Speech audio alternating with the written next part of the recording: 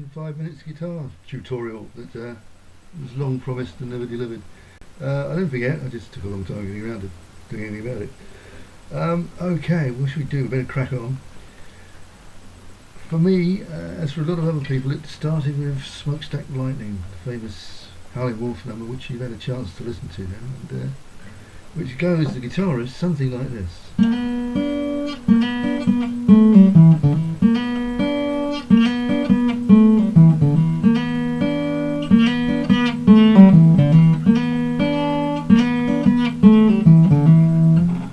think that's about it.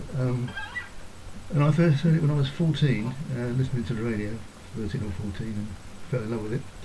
And I had this crappy old unplayable really acoustic guitar I got from a mail order catalogue, and I managed to pick out what I thought was the tune on it, and I came up with this all the way on the top string.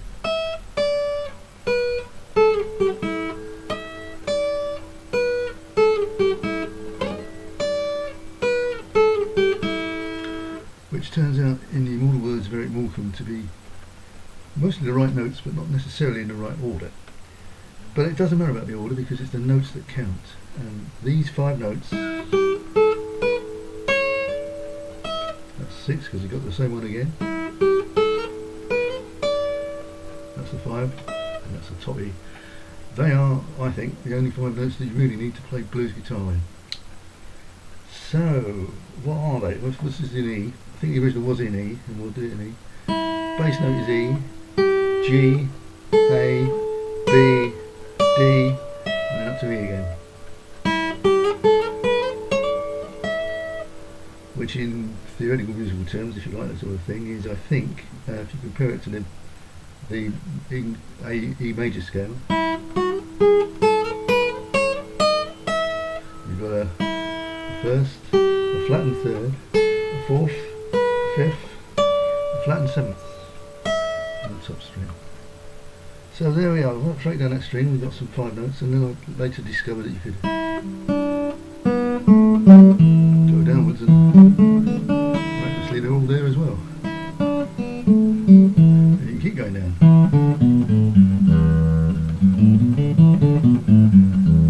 So you've got range notes now that you can use, which go from the bottom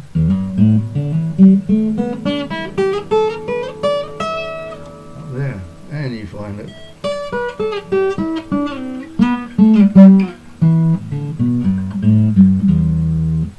all over the place. It's just a matter of finding out where they were. And so, what were we going to say? Improvise, so that's the front notes you need, and improvisation is back to Eric Morecambe. You just get them in the wrong order.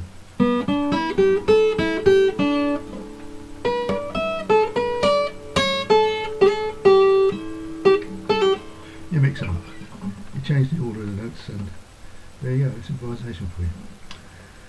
Okay, so that's the basic first lesson. Probably won't have to go on with there to have a go at that and see if you can get used to it and find out where all the notes are. And where we go next, we'll mention it briefly now, is you can add some more notes because there are some other notes that work. So A flat works in E. And in the course of explaining that, we've introduced another chap that's key to lead guitar playing. It's the hammer, by which we mean play an open string, or it could be an open string, and then you come down with your finger on it and hammer it.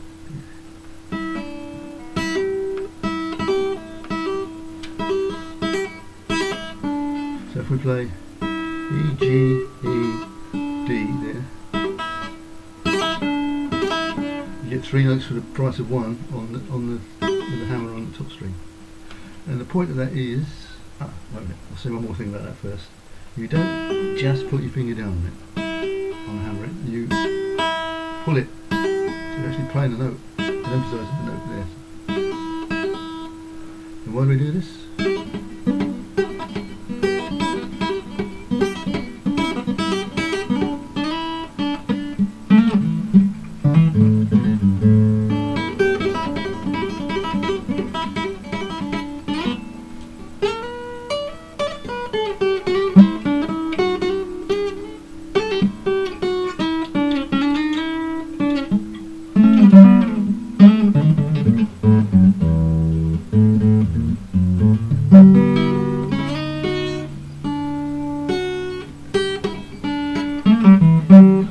We'll edit that bit a bit.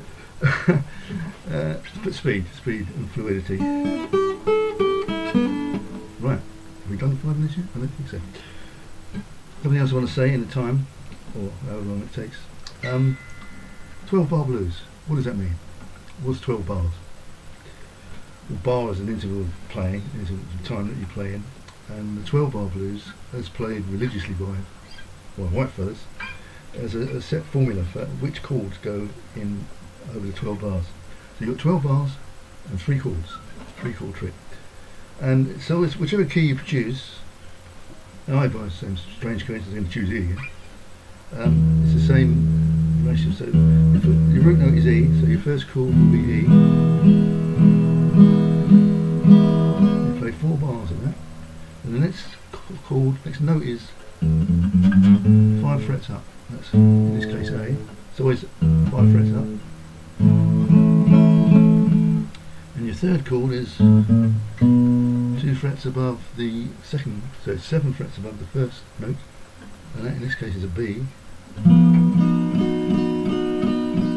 And the counting goes 4 bars on the first chord, 2 bars on the second chord, 2 bars on the third chord, right up to 8. 1 bar on the top 9, 1 bar on the second 10, 1 bar on the bottom 11, and 1 bar on the top. That's 12. So you finish on the third note, not the first note. So 4 bars on the first note, first key, first chord, 2 bars on the second one, 2 bars on the first one. So that's 4, 2, 8. And 9 on the third, 10 on the second, 11 on the first, and your 12 is on the third. Okay, so hopefully you've got that. Let's see how that pans out if you actually play it.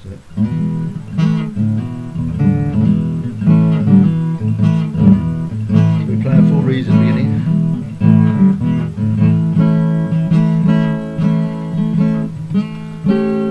That was 2 A's, 2 E's, B, A, D,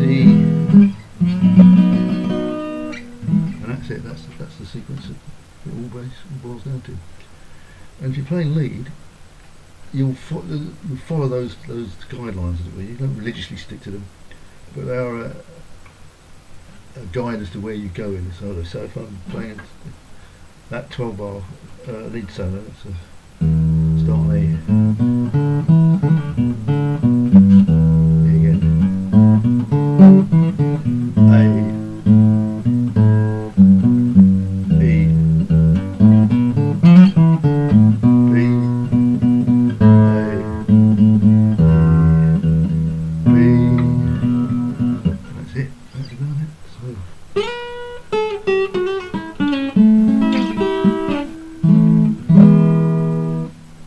Useful. Hello again, Simon. Having just had a look at the rushes of this imminent blockbuster, as it were, it occurs to me I probably should have said something about acoustic and electric guitars. It's a very big divide there. If you're talking about playing lead, then you're thinking of playing with other people in a band, and that's electric, really. What can you say about electric? It's a lot easier, basically. I think it virtually plays itself because you've got response. You've got to just touch the thing and whoosh it away. When you find that you can learn things quicker and better on electric, but the interesting thing is you can usually take that back with you to the acoustic and find you can play it then once the fingers have been trained in that way. Okay, so the next section is going to be me giving a sort of quick demonstration on the electric guitar. Unfortunately, I haven't mastered the new technology here yet with my Windows 8 laptop to get the guitar and vocals going at the same time, so it'll be just the guitar, and I'll be doing a bit of hammering at the beginning, and then we'll give the nod to the camera, and we'll go into the 12 bar structure that we talked about with the E, A, B business, and you should be able to follow hopefully what's going on, and then a bit of creative work at the end. buggering about as we call it. Okay, cheers, here we go. And I meant to say, you'll need to turn your volume up a bit for the next session, because for some reason or other it didn't come through very loud, although it sounded right when I recorded it. And turn it down again for the credits at the end, otherwise you'll get your head blown off by an animal. Mind you, not the end of the world, is it? Could be worse. Okay, cheers mate.